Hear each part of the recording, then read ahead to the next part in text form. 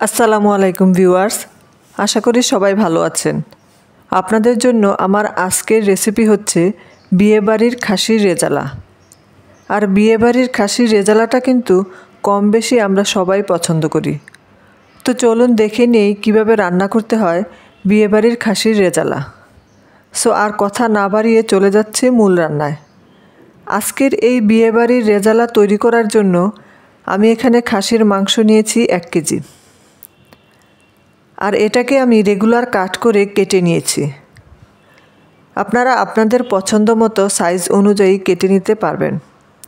আর এই recipe follow করে আপনারা কিন্তু গরুর মাংস দিয়েও এই রান্নাটা করতে পারবেন। অনেক সময় দেখা যায় খাসির মাংসে একটা স্মেল থাকে, যার কারণে অনেকে খাসির মাংসটা খেতে পছন্দ করেন না।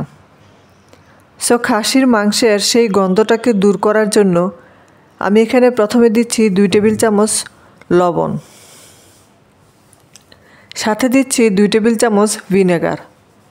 আপনারা চাইলে এখানে ভিনেগারের পরিবর্তে লেবুর রসটাকেও ব্যবহার করতে পারবেন। এবার আমি এখানে দিচ্ছি পরিমাণ মতো পানি। আর পানিটাকে এমনভাবে দিতে হবে যেন মাংসের টুকরোগুলো পানির মধ্যে ডুবে থাকে। আর মাংসটাকে আমি পানির মধ্যে 10 থেকে 15 মিনিট ডুবিয়ে রাখব। আর প্রায় 15 মিনিট পরে 2 থেকে 3 বার ভালো করে পানি পাল্টে ধুয়ে নিব। আর আপনারা যদি এভাবে পানি পাল্টে নেন তাহলে মাংসের যে একটা এক্সট্রা স্মেল থাকে সেটা অনেকাংশেই চলে যায়। এবার আমি চলে যাব মূল রান্নায়। আর রান্নার শুরুতেই আমি মাটন রেজালার জন্য একটা ইম্পর্ট্যান্ট ইনগ্রেডিয়েন্টস রেডি করে নিচ্ছি। একটা প্যানে আমি পর্যাপ্ত পরিমাণ তেল নিয়েছি। এর পরিমাণ হবে 1 থেকে 1.5 কাপের মতো। এবার আমি এখানে দিচ্ছি প্রায় 1.5 কাপ পেঁয়াজ কুচি। এটাকে আমি বেরেস্তা করে নিব।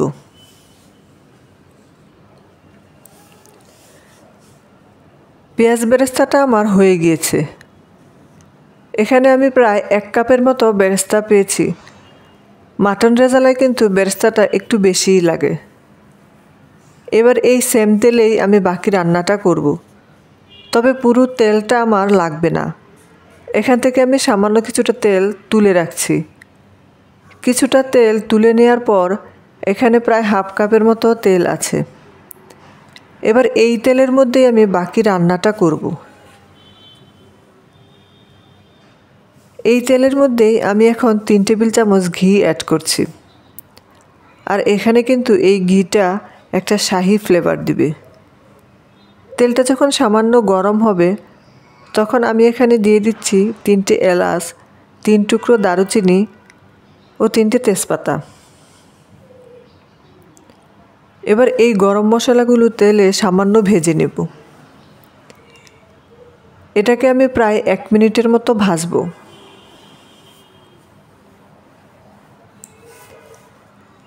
এবার এখানে আমি অ্যাড করছি 1 কাপের মতো পেঁয়াজ কুচি, সাথে 5-6টার মতো কাঁচামরিচ ফালি করে অ্যাড করে দিচ্ছি। এবার এই পেঁয়াজ আর মরিচটাকে আমি সামান্য ভেজে নেব। এবার আমি এখানে দিব 3 টেবিল চামচ আদা ও রসুনের পেস্ট। এবার এই আদা রসুনটাকেও আমি সামান্য তেলে ভেজে নেব। আর এটাকে ঠিক ততক্ষণ ভাজতে হবে যতক্ষণ না পর্যন্ত আদা ও রসুনের কাঁচা গন্ধটা পুরোপুরিভাবে চলে না যায়। এবার আমি এখানে কিছু গুঁড়া মশলা অ্যাড করব। দিচ্ছি 1 চা চামচ হলুদের গুঁড়া, 1.5 চা চামচ লাল মরিচের গুঁড়া। ঝালটা আপনারা আপনাদের পছন্দ অনুযায়ী বাড়িয়ে বা কমিয়েও দিতে পারবেন। 1 চা চামচ ধনে গুঁড়া ও 1 চা চামচ জিরার গুঁড়া। এবার এই মশলাগুলোকে আমি তেলে সামান্য কষিয়ে নিব।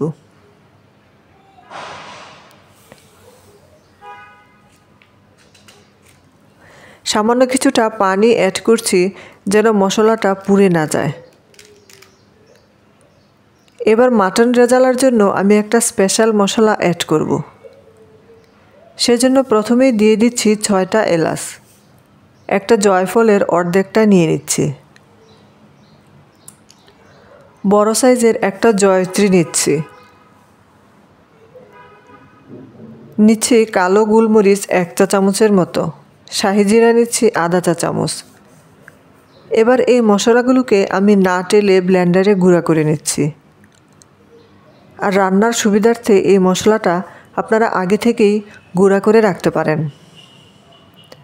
আপনারা এই মশলাটাকে শিলপাটাতেও বেটে নিতে পারেন। এবার মশলাটাকে আমি এখানে অ্যাড করে দিচ্ছি, তবে পুরো মশলাটা আমি এখানে অ্যাড করব না, সামান্য কিছু মশলা রেখে দিচ্ছি যেটা আমি রান্নার পরবর্তী পর্যায়ে ব্যবহার করব। এবার চুলার মিডিয়াম আঁচে এই মশলাটাকে আমি ভালো করে কষিয়ে নেব। আর একটু সময় নিয়ে মশলাটাকে কষাতে হবে। এই মশলাটা যত ভালো করে কষানো হবে মাংসের স্বাদ ঠিক ততটাই দ্বিগুণ বেড়ে যাবে। এই মশলাটাকে আমি প্রায় 6 থেকে 7 মিনিটের মতো কষিয়ে নিয়েছি। এবার এখানে আমি খাসির মাংসটা অ্যাড করে দিচ্ছি। এবার এই মাংসটাকে মশলার সাথে কিছুক্ষণ কষিয়ে নিতে হবে।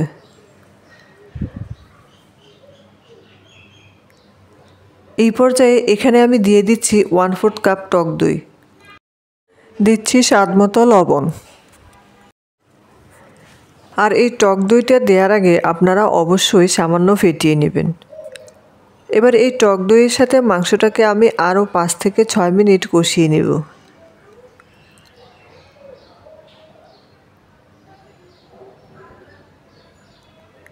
মাংসটাকে আমি 10 থেকে 12 মিনিটের জন্য ঢেকে দিব।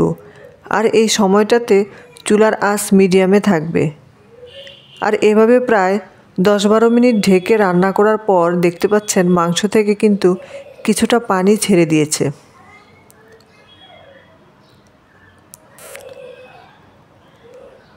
এবার আমি এটাকে আবারও ঢেকে দিচ্ছি। আর এই পানিতেই আমি মাংসটাকে রান্না করব। আর এই মাংসটাকে আমি ততক্ষণ রান্না করব যতক্ষণ না পর্যন্ত মাংস থেকে যে পানিটা বের হয়েছে সেটা পুরোপুরিভাবে কমে যায় বা টেনে আসে। তবে অবশ্যই মাঝে মাঝে ঢাকনা খুলে আপনারা সামান্য নেড়ে চেড়ে দিবেন। আর খেয়াল রাখবেন যেন পাতিলের তলায় লেগে পুড়ে না যায়। আর এভাবে ঢাকনা দিয়ে রান্না করতে করতে একসময় দেখবেন পানিটা কিন্তু প্রায় শুকিয়ে আসবে। আর তেলটাও মশলার উপরে উঠে আসবে। এবার মাংসটাকে পুরোপুরিভাবে সিদ্ধ হওয়ার জন্য এখানে আমি আরও কিছুটা পানি অ্যাড করব।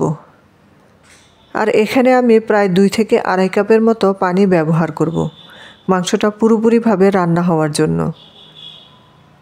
যতটুকু পানি দরকার সেই পরিমাণটা বুঝে আপনারা এখানে পানি অ্যাড করবেন। তবে অবশ্যই এখানে আপনারা গরম পানি অ্যাড করবেন, ঠান্ডা পানি কিন্তু এখানে ব্যবহার করা যাবে না। এবার ভালো করে নেড়েচেড়ে মাংসটাকে রান্না করব। আর এটাকে ঢেকে আমি ঠিক ততক্ষণ রান্না করব যতক্ষণ না পর্যন্ত মাংসটা পুরোপুরিভাবে সিদ্ধ হচ্ছে। আর কিছু সময় পর পর কিন্তু আপনারা অবশ্যই সামান্য নেড়েচেড়ে দিবেন। মাংসটা রান্না হতে থাকুক এই সুযোগে আমি একটা খালি বাটি নিয়ে তারপর এতে দিচ্ছি 2/3 কাপের মতো পেঁয়াজের বেরেস্তা। অর্থাৎ আমি যে রান্নার শুরুতে 1 কাপের মতো পেঁয়াজের বেরেস্তা করেছি তার 1 কাপের 3 ভাগের 2 ভাগ এখানে দিয়ে দিচ্ছি। আর বাকি পেঁয়াজ বেরেস্তাটা রান্নার শেষে লাগবে। সেই সাথে আমি এখানে দিচ্ছি 10 থেকে 15টার মতো কাঠবাদাম। আর আমি এখানে কাঠবাদামের খোসাটাকে ছাড়িয়ে নিয়েছি। দিচ্ছি প্রায় 1 টেবিল চামচের মতো কিশমিশ। এবার সামান্য পানি দিয়ে আমি এটাকে পেস্ট করে নিচ্ছি। প্রায় 30 থেকে 35 মিনিট হয়ে গিয়েছে। আর মাংসটা কিন্তু এখানে নরম হতে শুরু করেছে। এবার আমি এখানে বেরেস্তা আর বাদামের মিশ্রণটাকে অ্যাড করে দিচ্ছি। এবার আমি সব কিছুকে ভালো করে নেড়েচেড়ে মিশিয়ে নিচ্ছি। আর মাংসটাকে ঢেকে আমি এটাকে পুরোপুরি সিদ্ধ হওয়া পর্যন্ত রান্না করব। এই মাংসটাকে আরও 15 থেকে 20 মিনিটের মতো রান্না করতে হবে। আর বাদামটা দেওয়ার কারণে কিন্তু পাতিলের তলায় লেগে যাওয়ার একটা চান্স থাকে। সো সে কারণে আপনারা কিন্তু একটু পরপর মাংসটাকে নেড়েচেড়ে দিবেন, তা না হলে কিন্তু পাতিলের তলায় লেগে মাংসটা পুড়ে যেতে পারে। মাংসটা এখানে অলমোস্ট রান্না হয়ে গিয়েছে। এবার আগে থেকে বানানো যে রেজালার মশলাটা আমি রেখে দিয়েছিলাম সেটাকে এখানে দিয়ে দিচ্ছি। সাথে দিচ্ছি 5 থেকে 6টা আলু বোখারা। কেওড়া জল অ্যাড করে দিচ্ছি 1/2 টেবিল চামচের মতো। এবার দিয়ে দিচ্ছি 1.5 টেবিল চামচ গুঁড়া দুধ। আপনারা চাইলে এখানে চিনিটাকেও ব্যবহার করতে পারবেন, তবে আজকে আমি এখানে চিনিটাকে অ্যাড করছি না। এবার গুঁড়া দুধটাকে আমি মাংসের সাথে ভালো করে মিশিয়ে নিচ্ছি। এবার উপরে কিছুটা পেঁয়াজের বেরেস্তা ছড়িয়ে দিচ্ছি। 6-7টার মতো কাঁচামরিচ অ্যাড করছি। এবার এই মাংসটাকে আমি আবারও ঢেকে 10 মিনিটের মতো লো আঁচে দমে রাখব। আর ঠিক 10 মিনিট পর চুলাটাকে বন্ধ করে দিব। মাটন রেজালাটা কিন্তু এখানে রান্না হয়ে গিয়েছে। দেখতেই পাচ্ছেন এর কালারটা কতটা সুন্দর হয়েছে। রেসিপিটা কেমন লেগেছে কমেন্টের মাধ্যমে জানাবেন। আশা করছি বিয়েবাড়ির খাসির রেজালাটা আপনাদের কাছে ভালো লাগবে।